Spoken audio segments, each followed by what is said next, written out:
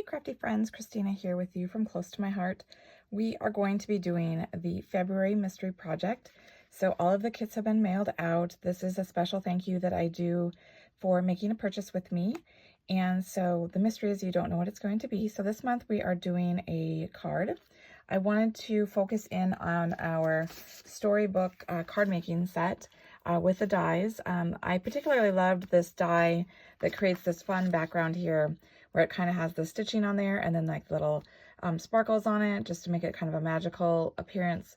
I think it's so fun, and that's actually what drew me to this set. So I thought we'd just make a simple card, but it's kind of stunning because of that background and the nice dies that are in that set. So let's go ahead and get started. If you received the kit, you have all the pieces pre-cut for you. It's just 4 pieces this month.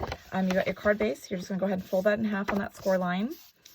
And then you have a piece of the wisteria, and I'm going to use the dark side, the true color of wisteria, but you could turn it over and do the light side if you wanted. And I'm just going to go ahead and I'm going to glue that down, and it's going to be centered onto the card base. And I'm doing this so there's a pop of color that pops through that die. You could just put it on the white card base if you wanted to, but I thought it was kind of fun to kind of have another color kind of pop through a little bit. And so next is that die of that background. So what you will notice is I did, since the Close to My Heart die cutting machine can adjust the pressure on it, I did go ahead and I cut multiple pieces at one time. And so some of them, if you were like the third, like I did them in 3s. So if you were maybe the third piece, you might still have a couple of these little circles still kind of not popped out. It's just easy enough to just take your piercing tool, just give it a little bit of pressure and just kind of pop that out. Or you could even just leave it as it is. It's totally up to you, but I did want to let you know that if you got it and it didn't have them all popped out, that's all it is. So you can see me just kind of just touching it real quick. It's a bunch of little tiny pieces that are just going to fall out. And I think I've just got a couple more here. All right. Oops, one more over here.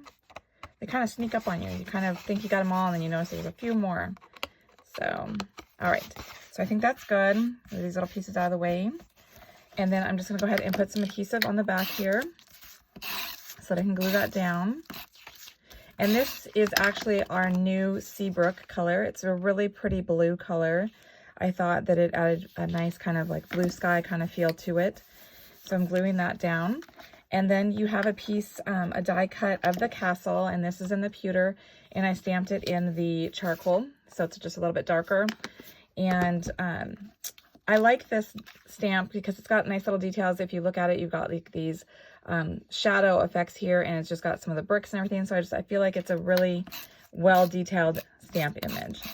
So I'm just gonna go ahead and put adhesive on the back of this. It's gonna go flush, and I'm gonna have it go a little bit more towards the top half of the card. That way the little banner piece can be along the base. And so this banner piece, I stamped it in the wisteria color here. And then I did the sentiment in the charcoal. And I did want to point out, let me actually bring that back in. So you can see that the blue here, it is a die cut as well as a stamp. You could just, you wouldn't even have to stamp it if you didn't want to, because it does have enough of that shape of that ribbon effect that you can tell what it's going for. But I wanted to bring in more of that wisteria since we have that in the background. And also, if you can kind of notice here, the sentiment, the hope it's a magical day, is already kind of curved, which is kind of nice because then it fits wonderfully on this die. But because they are the acrylic, you can stretch it and to make it be flat if you don't want it to have that curve to it. So just wanted to note that in case you weren't going to use it on this ribbon. And then I'm going to go ahead and attach it with some 3D foam dots to give it some raised edge to it. So it pops out just a little bit more. Okay, and then we're going to remove those backing pieces. And then we're just going to have one final touch. Pretty quick and easy because I did all the die cutting and stamping for you. But I like that this can go, it could be for a birthday. It could be for, maybe somebody's going to go to like Disneyland because this kind of has that Disney feel to it a little bit with the castle. The last detail is I took our stickles, our diamond stickles, and I dotted all of the areas that weren't cut open, all those little sparkle bursts that are on there.